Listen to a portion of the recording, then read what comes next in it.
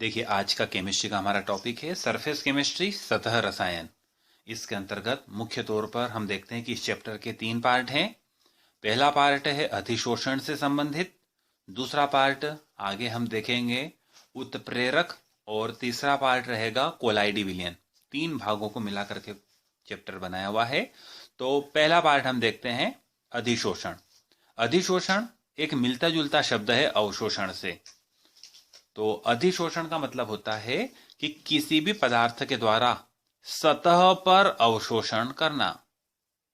हम देख रहे हैं अवशोषण में जो अणु होते हैं वो अंदर तक विसरित हो जाते हैं, लेकिन अधिशोषण केवल सतह पर ही हम देखते हैं कि संपन्न होता है। इस आधार पर हम अधिशोषण को परिभाषित करते हैं कि किसी पदार्थ या वस्तु के द्वारा सतही अवशोषण अधिशोषण कहलाता है। वह पदार्थ जो अधिशोषण का कार्य करता है उसे अधिशोषक कहते हैं, तथा जिस पदार्थ का वो अधिशोषण करता है उसे अधिशोष्य कहा जाता है। रासायनिक बंध अधिशोषक तथा अधिशोष्य के मध्य बनने वाले रासायनिक बंध के आधार पर हम देखते हैं कि अधिशोषण 2 प्रकार का होता है, भौतिक एवं रासायनिक अधिशोषण।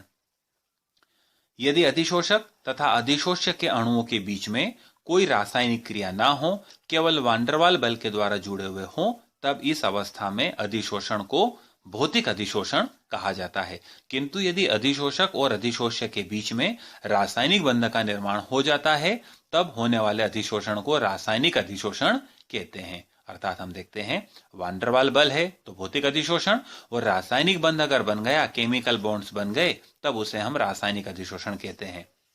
भौतिक अधिशोषण हम देखते हैं कम ताप पर संपन्न होता है, किंतु दाब अधिक होना चाहिए। कम ताप लेकिन अधिक दाब पर हम देखते हैं कि भौतिक अधिशोषण होता है। वहीं उच्च ताप और कम दाब पर हम देखते हैं कि रासायनिक अधिशोषण संपन्न होता है। भौतिक अधिशोषण के लिए निम्न अधिशोषण ऊष्मा या ऊर्जा 20 से 40 किलोजूल प्रति मोल होती है। वहीं हम देखते हैं रासायनिक अधिशोषण के लिए उच्च अधिशोषण ऊर्जा 200 से 400 किलोजूल प्रति मोल होती है। अगला पार्ट देखिए, अधिशोषण को प्रभावित करने वाले कारक। अधिशोषण की क्रिया को कौन कौन से कारक प्रभावित करते हैं। पहला हम देखते हैं सरफेस एरिया। किसी अधिशोषक का पृष्ठ की सतह का क्षेत्रफल जितना अधिक होगा, हम देखेंगे अधिशोषण उतना ही अधिक होगा। अर्थात चिकनी सतह वाले ठोस की तुलना में, अगर किसी ठोस की सतह चिकनी है तो उसकी तुलना में हम देखेंगे छिद्र वाले ठोस, छिद्रित या खुरदुरी संरचना वाले जो ठोस होते हैं, उनकी अधिशोषण क्षमता ज्यादा होती है। क्योंकि बाहर तो अधिशोषण हो ही रहा है, लेकिन अंदर भी हम देखेंगे ये जो नई सतहें बन गई है छिद्रों के कारण, फलस्वरूप ये इसके पृष्ठ को बढ़ा देगी, जहां से अधिशोषण ज्यादा होगा। नेचर ऑफ गैसेस, गैसों की प्रकृति। एक ही ठोस विभिन्न गैसों को भिन्न भिन्न मात्रा में अधिशोषित करता है। गैसों का क्रांतिक ताप जितना अधिक होता है, हम देखते हैं अधिशोषित गैस की मात्रा उतनी ही अधिक होती है। अगला पॉइंट, ताप का प्रभाव। गैसों का ठोस पर अधिशोषण प्रायः उत्क्रमणीय होता है, अर्थात ठोस जिन गैसों का अधिशोषण करते हैं उन्हें वापस से वो उत्सर्जित भी कर सकते हैं। अलग अलग तापमान पर अलग अलग प्रकार की गैसों का अधिशोषण संभव हो पाता है। जैसे कम ताप पर हम देखते हैं, अभी थोड़ी सी देर पहले हमने देखा हुआ है कि कम ताप पर जहां भौतिक अधिशोषण होता है, अधिक ताप पर रासायनिक अधिशोषण संपन्न हो जाता है। नेक्स्ट पॉइंट, अधिशोषक का सक्रियण।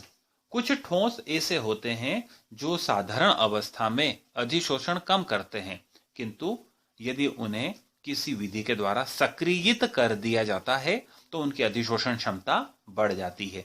जैसे चारकोल को अति तप्त भाप के साथ गर्म करके सक्रिय बनाया जा सकता है। नेक्स्ट पॉइंट हम देखते हैं दाब का प्रभाव। हमने पहले देखा हुआ है भौतिक और रासायनिक अधिशोषण में कि अगर अधिक दाब है तो भौतिक अधिशोषण और कम दाब है तो रासायनिक अधिशोषण होता है। जब दाब का मान बढ़ाया जाता है तो हम देखते हैं बहुपर्तीय अधिशोषण होने लगता है।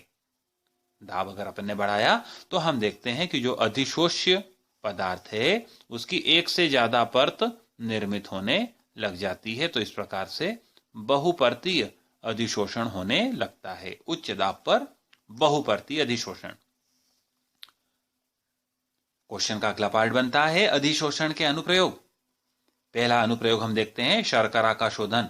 हम जानते हैं गन्ने के रस का सांद्रण करके शर्करा या शक्कर का निर्माण किया जाता है।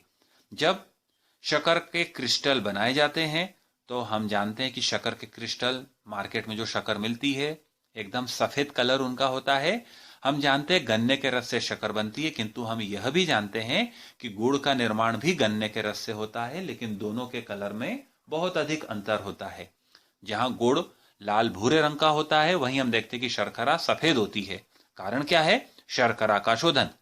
शर्करा का क्रिस्टलीकरण करने के पश्चात उसका पुनः शोधन किया जाता है। शर्करा का शोधन करने के लिए शर्करा के क्रिस्टलों का वापस से घोल तैयार किया जाता है और उस घोल में सक्रिय चारकोल मिलाया जाता है, जो प्रायः बोन चारकोल के रूप में होता है। बोन चारकोल अर्थात हड्डी का बना कोयला। यह शर्करा के घोल में उपस्थित रंगीन अशुद्धियों को अधिशोषित कर लेता है। फलस्वरूप क्रिस्टलीकरण के द्वारा सफेद शर्करा साफ जो दिखलाई देती है प्राप्त होती है। अधिशोषण का अगला उपयोग है विषमांगी उत्प्रेरण में। हम जानते हैं कि अमोनिया बनाने की हेबर विधि में नाइट्रोजन और हाइड्रोजन गैसें परस्पर क्रिया करती है और अमोनिया गैस का निर्माण करती है, लेकिन यहाँ उत्प्रेरक आयरन काम में आता है।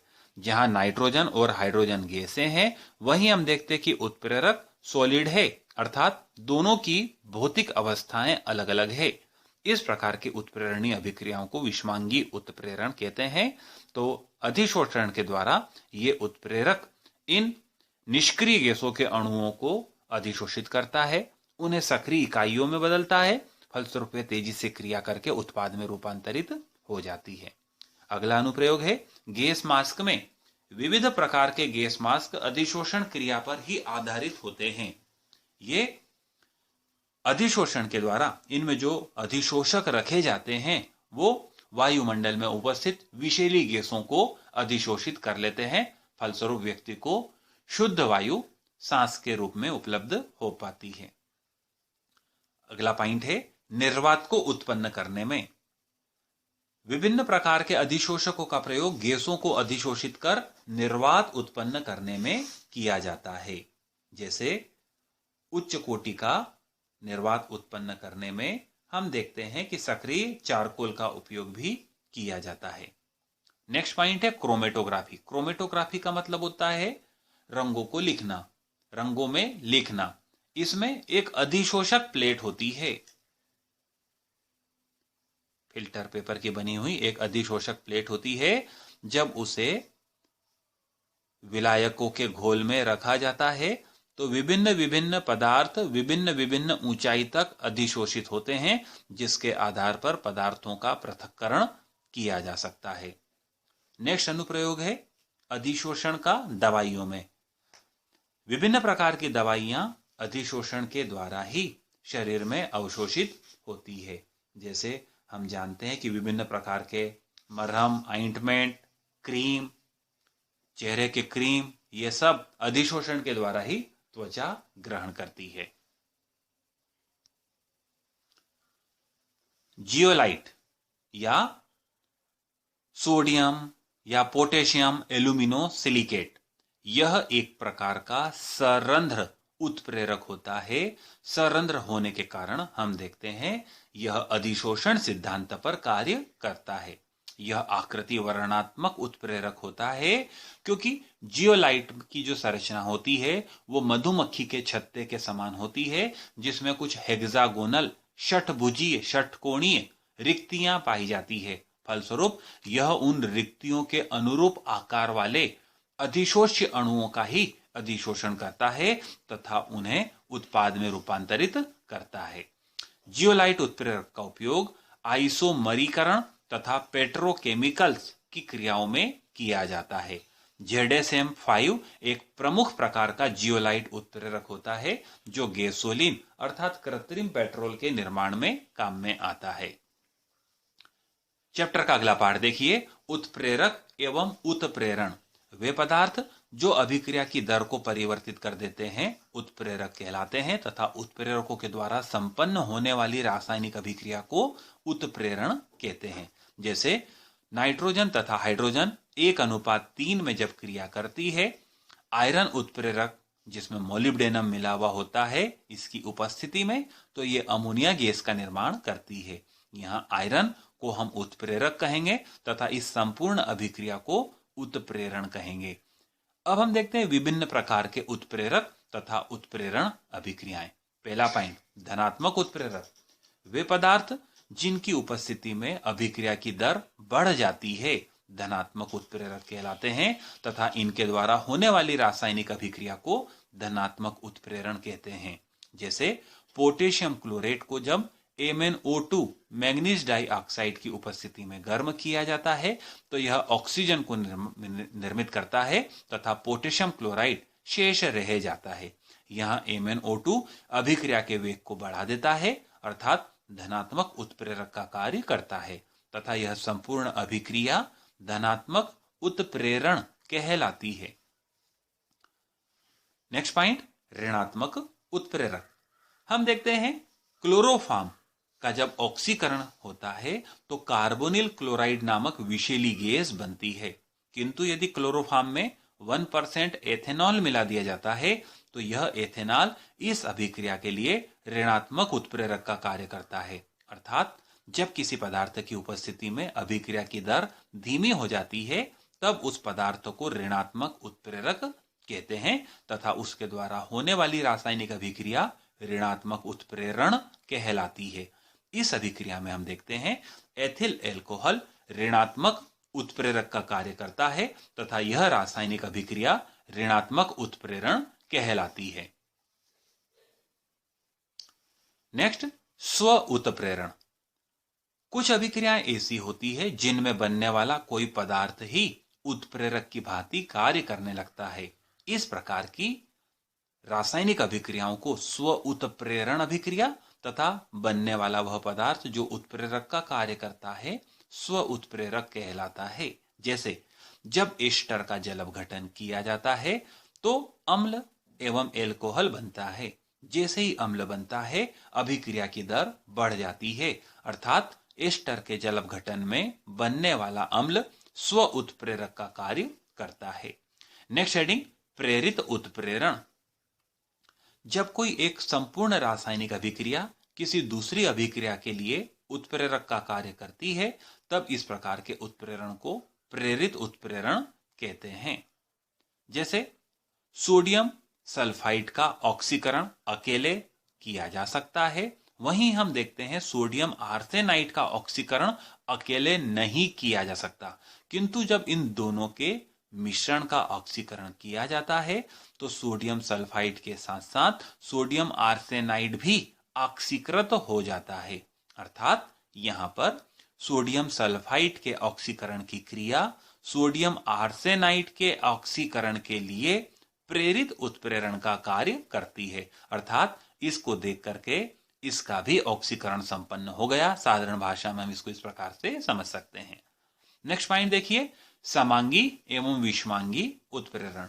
जब क्रियाकारक एवं उत्प्रेरक की भौतिक अवस्थाएं समान होती है तब इस प्रकार की उत्प्रेरणी अभिक्रिया को समांगी उत्प्रेरण कहते हैं तथा उत्प्रेरक को समांगी उत्प्रेरक कहते हैं।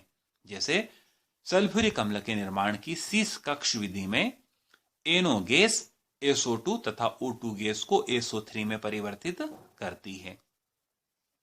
इसी प्रकार जब क्रियाकारक एवं उत्प्रेरक की भौतिक अवस्थाएं अलग अलग होती है तब इस प्रकार की उत्प्रेरणी अभिक्रिया को विषमांगी उत्प्रेरण कहा जाता है। जैसे सल्फ्यूरिक अम्ल के निर्माण की संपर्क विधि में सल्फर डाइऑक्साइड तथा ऑक्सीजन गैसें प्लेटिनम जाली अर्थात ठोस उत्प्रेरक की उपस्थिति में सल्फर ट्राइऑक्साइड में बदलती है। यहाँ क्रियाकारक एवं उत्प्रेरक की भौतिक अवस्थाएं भिन्न भिन्न होती है। नेक्स्ट रिएक्शन, नेक्स्ट प्रकार हम देखते हैं उत्प्रेरक वर्धक।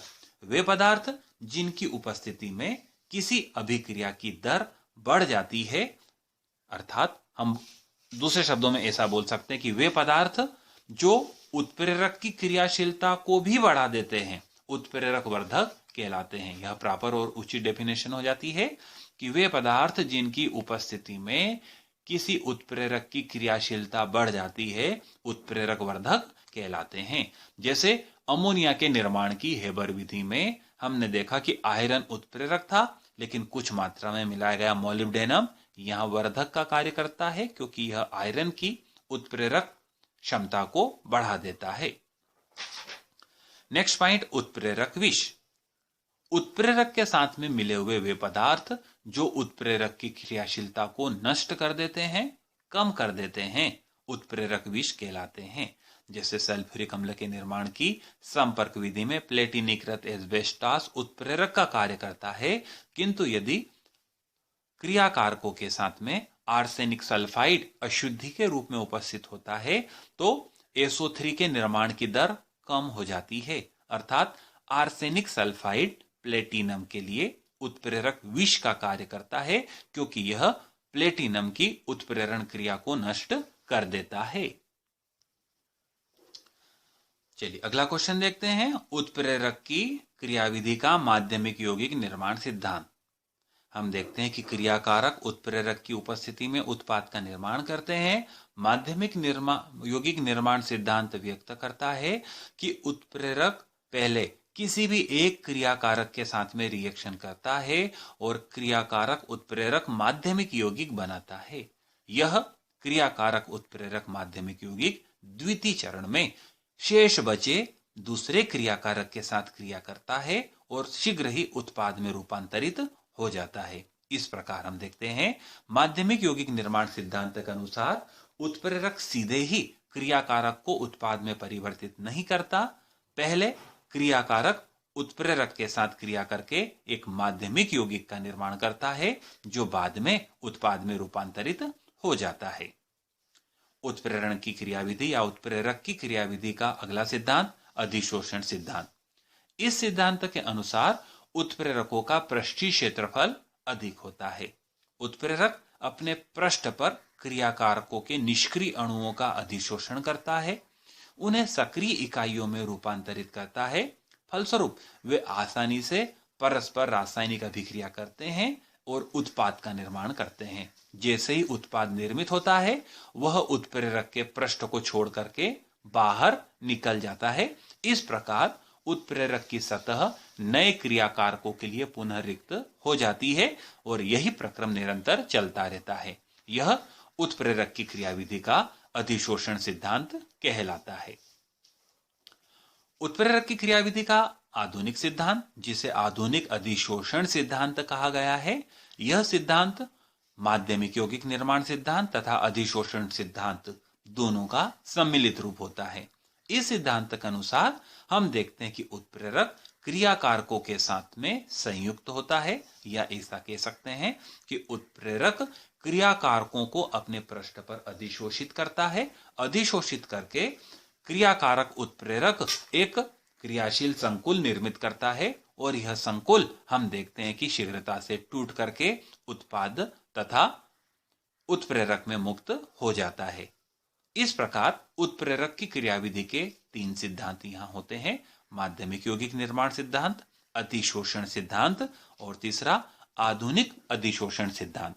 बुक में इनके एग्जाम्पल दिए हुए हैं। हम माध्यमिक यौगिक निर्माण सिद्धांत दे करके इसका कोई एक एग्जाम्पल व्यक्त कर सकते हैं। सल्फ्यूरिक अम्ल के निर्माण की संपर्क विधि इसके अंतर्गत दी जा सकती है, या शीश कक्ष विधि का एग्जाम्पल भी हम दे सकते हैं, जहां क्रियाकारक गैसों को पहले उत्प्रेरक के साथ रिएक्शन करवाएंगे और बाद में फिर उसे उत्पाद में हम परिवर्तित करेंगे। थॉमस ग्राहम नामक वैज्ञानिक ने पार्चमेंट पेपर से छनने के आधार पर विलीनों का वर्गीकरण प्रस्तुत किया। इनके अनुसार वे पदार्थ या वे विलयन जो पार्चमेंट पेपर या जंतु झिल्ली से छन जाते हैं उन्हें क्रिस्टलाभ कहा जाता है। इसके विपरीत वे पदार्थ जिनके विलयन जंतु झिल्ली या पार्चमेंट पेपर से नहीं छनते उन्हें कोलाइड कहा जाता है। जैसे सोडियम क्लोराइड का जल में बना विलयन क्रिस्टलाभ कहलाता है, क्योंकि यह पार्चमेंट झिल्ली से छाना जा सकता है। वहीं स्टार्च, गोंद आदि के जलीय विलयन कोलाइड अवस्था को व्यक्त करते हैं, क्योंकि ये पार्चमेंट पेपर से नहीं छाने जा सकते। थॉमस ग्राहम का यह वर्गीकरण ज्यादा मान्य नहीं रहा, क्योंकि कोई भी पदार्थ क्रिस्टलाभ तथा कोलाइड दोनों अवस्थाओं में रह सकता है। जैसे सोडियम क्लोराइड का जल में बना विलयन क्रिस्टलाभ के रूप में कार्य करता है, वहीं सोडियम क्लोराइड का बेंजीन में बना हुआ विलयन कोलाइड की तरह व्यवहार करता है। विलयनों का अगला प्रकार का वर्गीकरण, जो परिक्षिप्त प्रावस्था और परिक्षेपण माध्यम के कणों के आकार पर निर्भर होता है। कणों के आकार के आधार पर विलयनों को 3 भागों में बांटा जा सकता है: वास्तविक विलयन, निलंबन तथा कोलाइडी विलयन। सभी के निर्माण में हम देखते हैं कि समान प्रकार का परिक्षेपण माध्यम कार्य करता है या प्रयोग में लिया जाता है, जिसके अणुओं का आकार 10⁻⁻8 सेंटीमीटर कोटि का होता है। तो परिक्षेपण माध्यम तीनों प्रकार के विलयनों में सेम हो गया। अब हम देखते हैं वास्तविक विलयन वे विलयन होते हैं जिनमें परिक्षेपण माध्यम तथा उसमें घुला हुआ विलेय अर्थात परिक्षिप्त प्रावस्था दोनों के कणों का आकार समान होता है, 10⁻⁸, 10⁻⁸। अतः यह एक प्रकार का समांगी मिश्रण होता है। वहीं हम देखते हैं निलंबन में परिक्षिप्त प्रावस्था के कणों का आकार 10⁻⁴ सेंटीमीटर कैटेगरी का होता है, क्योंकि विलायक तथा विलेय या परिक्षेपण माध्यम एवं परिक्षिप्त प्रावस्था के कणों का आकार असमान होता है, अतः यह विषमांगी प्रकृति का होता है। वहीं कोलाइडी विलयन में हम देखते हैं परिक्षिप्त प्रावस्था के कणों का आकार वास्तविक विलयन तथा निलंबन के बीच का होता है। वास्तविक विलयन में 10⁻⁸ है, निलंबन में 10⁻⁴ है। कोलाइडी अवस्था में हम देखते हैं कोलाइडी विलयनों में परिक्षिप्त प्रावस्था के कणों का आकार 10⁻⁵ से 10⁻⁷ सेंटीमीटर कैटेगरी का होता है। यह भी एक प्रकार का विषमांगी विलयन होता है। ऑब्जेक्टिव के हिसाब से महत्वपूर्ण पॉइंट बनता है कोलाइडों का वर्गीकरण। देखिए, जैसा कि मैंने अभी आपको बतलाया कि परिक्षिप्त प्रावस्था अर्थात विलेय जो घुलता है उसे यहां परिक्षिप्त प्रावस्था कहा जाता है, और जो घोलता है वो परिक्षेपण माध्यम कहलाता है। अर्थात परिक्षेपण माध्यम विलायक का कार्य करता है कोलाइडी विलयनों में, और परिक्षिप्त प्रावस्था विलेय का कार्य करती है। वर्गीकरण हम देखते हैं, परिक्षिप्त प्रावस्था कौन सी है, परिक्षेपण माध्यम किस प्रकार का है, कोलाइड जो बनता है उसका नाम क्या है और उसका उदाहरण क्या है। जैसे हम देख रहे हैं परिक्षेपण माध्यम द्रव, घुलने वाली अवस्थाएं ठोस हो सकती है, द्रव हो सकती है, गैस हो सकती है। बोलेंगे हम ऐसे, ठोस का द्रव में बना कोलाइडी विलयन साल कहलाता है, कि जब किसी ठोस को किसी द्रव में घोलते हैं और अगर कोलाइडी विलयन बनता है तो उसे साल कहते हैं। जैसे गोल्ड साल, सोने का कोलाइडी विलयन। इसी प्रकार गोंद, स्टार्च, ये भी ठोस है, इन्हें भी द्रव में विलय करते हैं तो जो घोल बनता है कोलाइड उसे हम साल कहेंगे। द्रव का द्रव में बना हुआ कोलाइडी विलयन पायस कहलाता है। जैसे दूध, दूध में हम जानते हैं 2 प्रकार के द्रव अवयव होते हैं, एक पानी वाला अवयव, दूसरा ऑयल या घी वाला अवयव, जो दोनों आपस में मिले हुए रहते हैं, जिन्हें हम अलग अलग पहचान नहीं सकते। इसी प्रकार गैस का द्रव में बना कोलाइडी विलयन फेन या झाग कहलाता है। जैसे साबुन का झाग, साबुन के झाग में हम देखते हैं कि जो द्रव होता है उसमें गैस बुलबुलों के रूप में अंदर घुल जाती है। अब परिक्षेपण माध्यम द्रव के स्थान पर ठोस लेते हैं तो हम देखते हैं ठोस का ठोस में बना कोलाइडी विलयन ठोस साल कहलाता है। एग्जाम्पल है इसका रंगीन कांच, विभिन्न प्रकार के मोती आदि। द्रव का ठोस में बना कोलाइडी विलयन जेल कहलाता है। ऊपर हमने देखा था ठोस का द्रव में कोलाइडी विलयन साल था, अब हम देख रहे हैं द्रव का ठोस में बना कोलाइडी विलयन जेल कहलाता है। जेम, पनीर इसके उदाहरण होते हैं। इनमें हम देखते हैं कि प्रोटीन वाला भाग ज्यादा होता है, जिसमें अल्प मात्रा में द्रव या पानी उपस्थित हो सकता है। गैस का ठोस में बना कोलाइडी विलयन ठोस फेन कहलाता है। उदाहरण झावा पत्थर, यानी जब गैस ठोस में घुल जाती है तो ठोस के घनत्व को कम कर देती है, फलस्वरूप ठोस पानी पर तैरता है। ऐसा माना जाता है कि जो राम सेतु बनाया गया था उसमें इसी प्रकार के पत्थरों का प्रयोग किया गया, जिनमें दिखने में तो पत्थर दिखाई दे रहे थे लेकिन उनके अंदर गैस उपस्थित थी। अगर परिक्षेपण माध्यम को गैस के रूप में लिया जाए तो हम देखते हैं कि गैस का गैस में कभी भी कोलाइडी विलयन नहीं बनता। ठोस गैस में विलय होकर के एरोसोल बनाता है। उदाहरण कोलाइड का होता है धुआं। धुएं में हम जानते हैं गैसीय वातावरण रहता है जिसमें ठोस अर्थात कार्बन के कण बिखरे हुए होते हैं। इसी प्रकार जब कोई द्रव गैस में विलय होता है तो द्रव एरोसोल बनाता है और इसका उदाहरण होता है कोहरा। कोहरा हम सभी परिचित हैं कोहरे से। कोहरे में गैसीय वातावरण होता है जिसमें द्रव की छोटी छोटी बूंदें लटकी हुई होती है, अर्थात द्रव का गैस में बना कोलाइडी विलयन। इस प्रकार हम देखते हैं कुल 8 प्रकार के कोलाइडी विलयन निर्मित होते हैं। उदाहरण सहित ऑब्जेक्टिव के रूप में हमें ध्यान में रखना है। साल का एग्जाम्पल पूछा जा सकता है एग्जाम में, पायस का एग्जाम्पल पूछा जा सकता है, जेल का एग्जाम्पल पूछा जा सकता है और एरोसोल का एग्जाम्पल पूछा जा सकता है। द्रव एरोसोल का एग्जाम्पल पूछा जा सकता है। तो ये 8 में से 4-5 जो उदाहरण हैं बड़े महत्वपूर्ण उदाहरण होते हैं। कोलाइडी विलयनों का वर्गीकरण।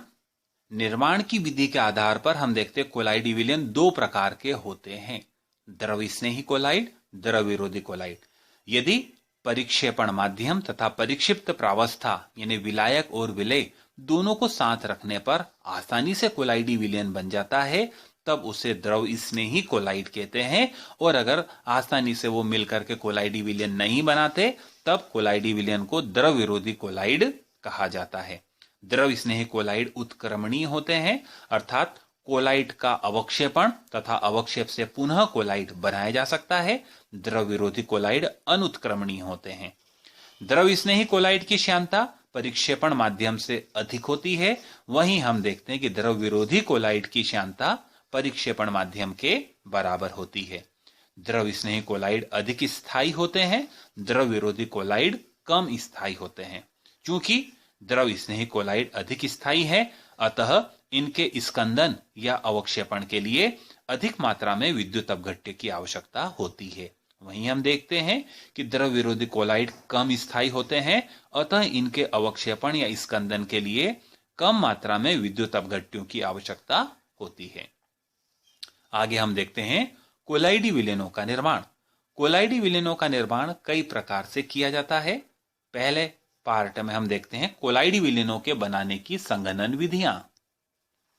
संघनन विधि के अंतर्गत पहली विधि होती है उभय अपघटन विधि।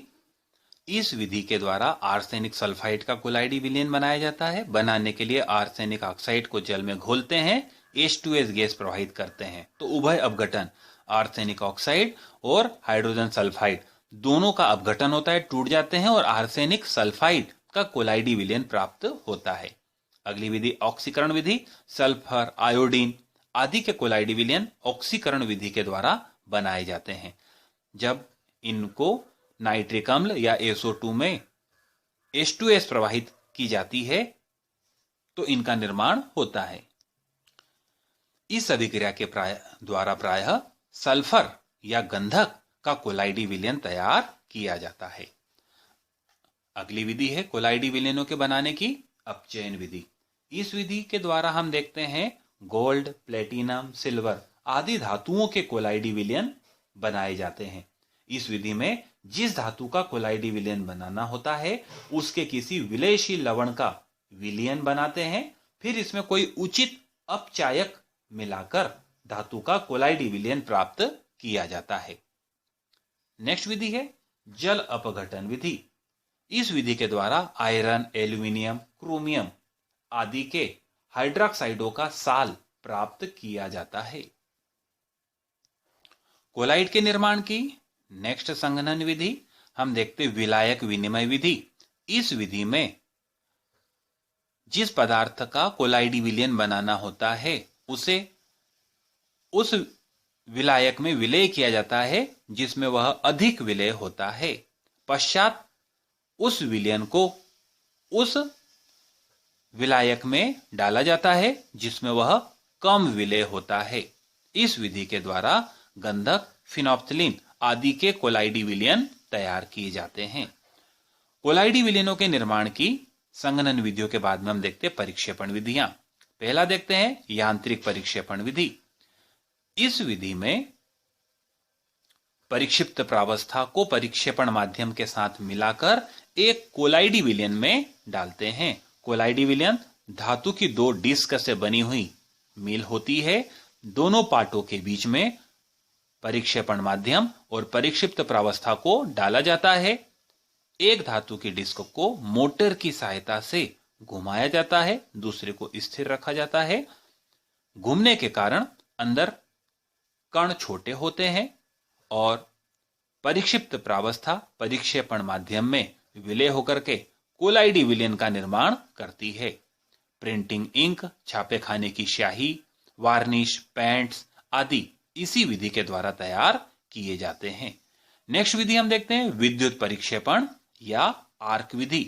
ब्रेडिंग नामक वैज्ञानिक ने इस विधि के द्वारा कोलाइडी विलयन प्राप्त किया था, अतः इसे ब्रेडिंग आर्क विधि भी कहा जाता है।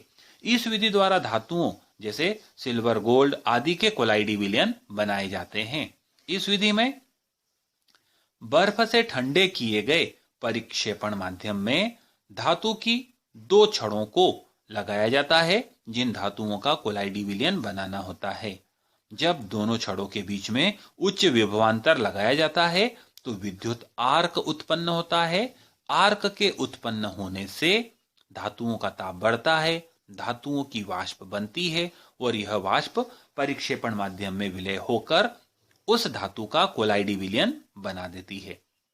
कोलाइडी विलयन के स्थायित्व को बढ़ाने के लिए इस कोलाइडी विलयन में KOH की अल्प मात्रा को मिला दिया जाता है।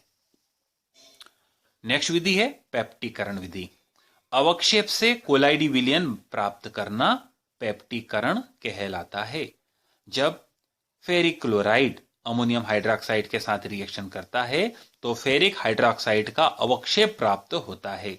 इस अवक्षेप में ताजा मिले फेरिक क्लोराइड को मिलाने पर हम देखते हैं कि फेरिक हाइड्रोक्साइड का कोलाइडी विलयन प्राप्त होता है। यहां ताजा विलयन जो फेरिक क्लोराइड का हमने मिलाया वह पेप्टिकारक या पेप्टाइजर कहलाता है। ध्यान रखना होगा, पेप्टीकरण में हमने अवक्षेप से कोलाइडी विलयन बनाया, वहीं कोलाइडी विलयन से अवक्षेप बनाने की प्रक्रिया को स्कंदन कहा जाता है। अर्थात पेप्टीकरण स्कंदन के विपरीत होती है। कोलाइडों के गुण। टिंडल प्रभाव। कोलाइडी कणों की विशेषता होती है कि आपतित प्रकाश का वे प्रकीर्णन कर देते हैं। तो टिंडल प्रभाव हम देखते हैं कोलाइडी कणों का या कोलाइडी विलयनों का प्रकाशीय गुण है जो प्रकाश के प्रकीर्णन के कारण व्यक्त होता है। जिगमंडी नामक वैज्ञानिक ने अल्ट्रा माइक्रोस्कोप का निर्माण किया था और टिंडल नामक वैज्ञानिक ने अल्ट्रा माइक्रोस्कोप की सहायता से देखा कि यदि किसी कोलाइडी विलयन पर जब एक उत्तल लेंस के द्वारा प्रकाश को आपतित किया जाता है तो प्रकाश पुंज का मार्ग कोलाइडी कणों के द्वारा प्रकाश के प्रकीर्णन के कारण चमकने लगता है। जब इस प्रकाश को लंबवत एक अल्ट्रा माइक्रोस्कोप की सहायता से देखा जाता है तो देखने वाले को कोलाइडी कण चमकदार दिखलाई देते हैं। एक प्रकाश का त्रिकोणा या त्रिभुजाकार शंक्वाकार मार्ग दिखलाई देता है जिसे टिंडल कोण कहा जाता है। कोलाइडी कणों का दूसरा गुण ब्राउनी गति। यह कोलाइडी कणों का गतिज गुण है। इसका सर्वप्रथम अध्ययन रॉबर्ट ब्राउन नामक वैज्ञानिक ने किया था। उन्होंने देखा कि परिक्षेपण माध्यम के छोटे कण परिक्षिप्त प्रावस्था के बड़े कणों पर असंतुलित टक्करें मारते हैं। फलस्वरूप परिक्षिप्त प्रावस्था के कण भी गतिशील हो जाते हैं और आड़ी टेढ़ी जिगजैग गति करने लगते हैं। यह आड़ी टेढ़ी जिगजैग गति ब्राउनी गति कहलाती है।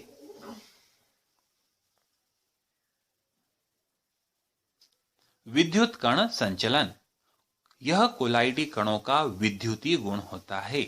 यदि कोलाइडी विलयन को एक यू ट्यूब में लेकर उसके दोनों किनारों पर एक एक इलेक्ट्रोड लगा दिए जाते हैं तो कोलाइडी कण विपरीत आवेशित इलेक्ट्रोड की ओर गति करने लगते हैं। अगर कोलाइडी कणों पर धन आवेश होता है तो वे ऋण इलेक्ट्रोड अर्थात कैथोड की ओर गति करते हैं, जिसे धन कण संचलन या केटाफोरेसिस कहा जाता है। इसी प्रकार यदि कोलाइडी कणों पर ऋण आवेश होता है तो वे धन प्लेट की ओर गति करने लगते हैं, जिसे ऋण कण संचलन या एनाफोरेसिस कहा जाता है। कोलाइडी कणों पर आवेश होता है, कोलाइडी विलयन विद्युत के उदासीन होते हैं। कोलाइडी कणों पर जो आवेश होता है परिक्षेपण माध्यम पर उसी के विपरीत प्रकार का आवेश होता है। स्कंदन, जब कोलाइडी विलयनों में विद्युत अपघट्य की अल्प मात्रा को मिलाया जाता है तो कोलाइडी विलयन अवक्षिप्त हो जाते हैं। इस प्रक्रिया को स्कंदन कहा जाता है। शुल्ज हार्डी नामक वैज्ञानिकों ने एक नियम प्रस्तुत किया। इनके अनुसार सक्रिय आयन की संयोजकता जितनी अधिक होती है उसकी अवक्षेपण या स्कंदन क्षमता उतनी अधिक होती है। वेरी इंपॉर्टेंट पॉइंट है ये। शुल्ज हार्डी का नियम, सक्रिय आयन की संयोजकता का मान या उस पर उपस्थित आवेश का मान जितना अधिक होता है उसकी अवक्षेपण क्षमता या शक्ति उतनी अधिक होती है। जैसे धन आयन में देखें तो tin 4 positive ion, aluminium 3 positive ion, barium 2 positive ion, potassium positive ion, यह इनकी अवक्षेपण क्षमता का घटता हुआ क्रम है। अर्थात टिन की अवक्षेपण क्षमता अधिक आवेश के कारण सर्वाधिक होती है। वहीं ऋण आयनों में हम देखते हैं फास्फेट आयन की अवक्षेपण क्षमता सल्फेट या क्लोराइड आयनों से अधिक होती है, क्योंकि इसके ऊपर 3 नेगेटिव आवेश पाया जाता है। स्कंदन की प्रक्रिया में हम देखते हैं कि कोलाइडी कणों का आवेश इन सक्रिय आयनों के द्वारा उदासीन कर दिया जाता है। जैसे ही आवेश उदासीन होता है कोलाइडी विलयन का अवक्षेपण हो जाता है। कोलाइडी विलयन के अवक्षेपण के लिए हम जानते हैं विद्युत अपघट्य आवश्यक होता है। तो वह विद्युत अपघट्य या विद्युत अपघट्य की वह न्यूनतम सांद्रता जिससे कम सांद्रता होने पर स्कंदन नहीं होता, कोलाइडी विलयन का ऊर्णनमान कहलाती है। अर्थात कोलाइडी विलयन के अवक्षेपण के लिए हम देखते हैं विद्युत अपघट्य की एक न्यूनतम सांद्रता आवश्यक होती है, जिसे उसका ऊर्णनमान या फ्लोकुलेशन वैल्यू कहा जाता है।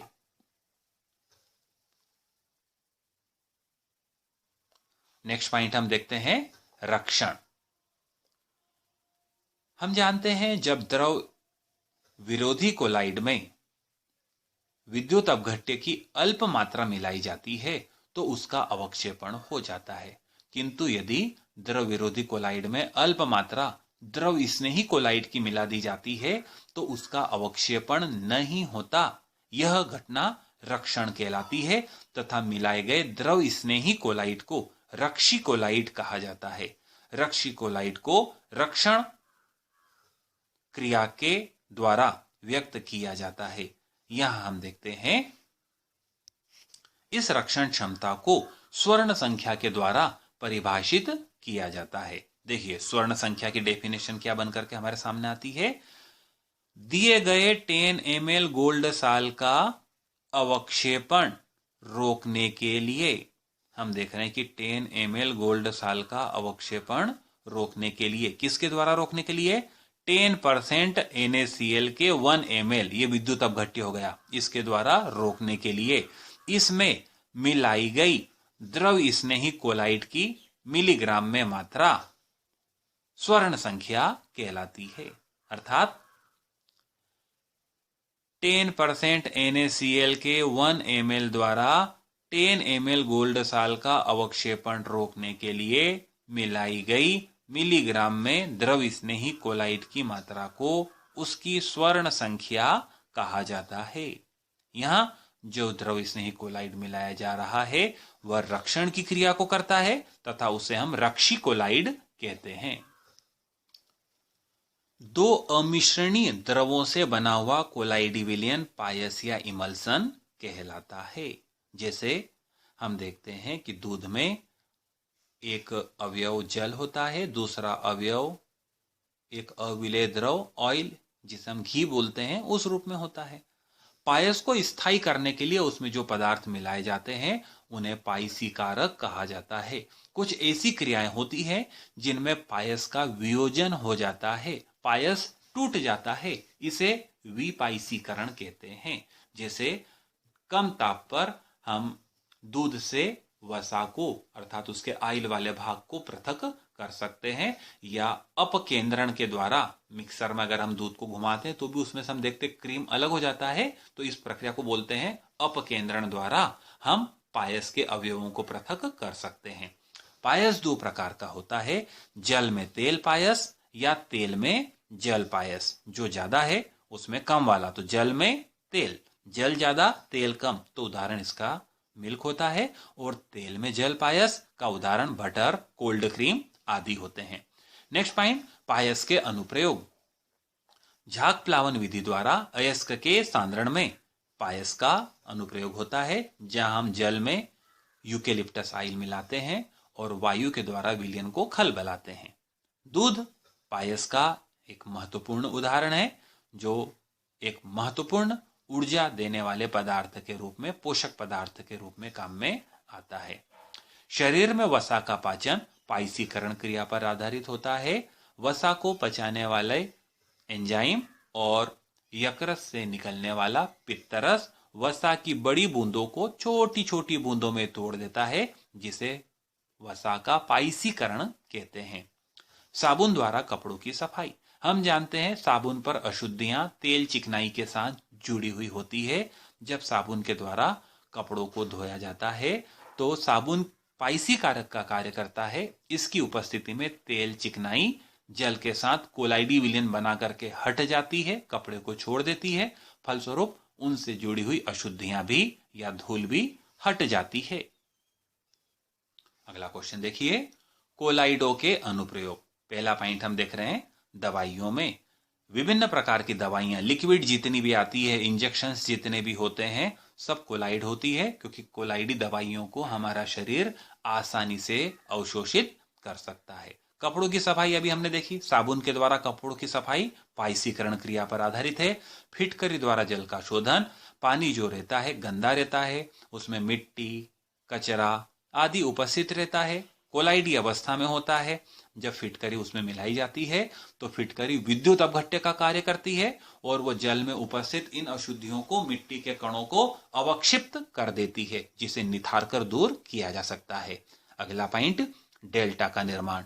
डेल्टा उन संरचनाओं को कहा जाता है जो समुद्र में उन स्थानों पर बनती है जहां नदियों का पानी समुद्र में आकर के मिलता है। नदियों का पानी मिट्टी, रेत के कण आदि का बना कोलाइडी विलयन होता है। जब यह समुद्र के खारे पानी में जाकर के मिलता है तो समुद्र का खारा पानी विद्युत अपघट्य का कार्य करता है। वो रेत के कणों को, मिट्टी के कणों को अवक्षिप्त कर देता है। फलस्वरूप वे स्थान जहां नदियां समुद्रों में जाकर के मिलती है वहां रेत के ऊंचे ऊंचे टीले निर्मित हो जाते हैं। इन टीलों को डेल्टा कहा जाता है। धुआं अवक्षेपण। आजकल हम देखते हैं फैक्ट्रियों में कॉट्रेल धुआं अवक्षेपक का उपयोग कर ऐसा धुआं चिमनियों से निकाला जाता है जिसमें कार्बन के कण अभाव होते हैं, अर्थात कार्बन नहीं पाया जाता, सफेद रंग का धुआं निकलता है। इन धुआं अवक्षेपकों की संरचना में हम देखते हैं कि धुएं को एक ऐसे कक्ष में प्रवाहित किया जाता है जहां एक धन आवेशित धातु का गोला उपस्थित होता है। धुएं के कणों पर, कार्बन के कणों पर ऋण आवेश होता है। वे यहीं धन आवेशित धातु के गोले के संपर्क में आकर निरावेशित हो जाते हैं और यहीं चेंबर में नीचे गिर जाते हैं। फलस्वरूप जो धुआं चिमनी से बाहर होता है वो कार्बन कण रहित होता है। इस प्रकार धुएं से कार्बन के कणों को पृथक किया जा सकता है और जो युक्ति हम यूज करते हैं उसे कॉट्रेल धुआं अवक्षेपक कहा जाता है। एंजाइम उत्प्रेरक। रासायनिक उत्प्रेरकों के समान हम देखते हैं जैविक प्रक्रियाओं को उत्प्रेरित करने के लिए प्रोटीन या एमिनो अम्लों से बनी हुई कुछ संरचनाएं होती है जिन्हें हम एंजाइम कहते हैं। ये एंजाइम विभिन्न प्रकार की जैविक क्रियाओं को उसी प्रकार से उत्प्रेरित करते हैं जिस प्रकार कोई साधारण उत्प्रेरक किसी रासायनिक क्रिया को उत्प्रेरित करता है। अर्थात जैविक उत्प्रेरकों को एंजाइम कहा जाता है। महत्वपूर्ण एंजाइम तथा उनकी क्रियाएं हम यहां देख रहे हैं। जाइमेज एंजाइम, हमने एथिल अल्कोहल के निर्माण की विधि में देखा हुआ है कि ग्लूकोज या फ्रक्टोज को एथिल अल्कोहल में अपघटित करता है। इन्वर्टेज एंजाइम शर्करा को ग्लूकोज और फ्रक्टोज में जल अपघटित करता है। लैक्टोबैसिलस एंजाइम दूध को दही में परिवर्तित करने के लिए उत्तरदायी होता है। वहीं हम देखते हैं लार में पाए जाने वाला टाइलिन एंजाइम भोजन के साथ आने वाले स्टार्च को ग्लूकोज में बदल देता है। एंजाइम की क्रियाविधि, हम देखते कि एंजाइम क्रियाकारक के साथ क्रिया कर एंजाइम सबस्ट्रेट कॉम्प्लेक्स बनाता है। यहां एंजाइम क्रियाकारक के ऊपर क्रिया कर उसे छोटे उत्पादों में अपघटित कर देता है और खुद पृथक हो जाता है। एंजाइमों की विशेषता होती है कि एंजाइम अभिक्रियाओं में स्वयं भी उपयोग में आते जाते हैं और नष्ट होते जाते हैं, इसलिए शरीर में इनका संश्लेषण एवं स्त्रावण निरंतर होता रहता है।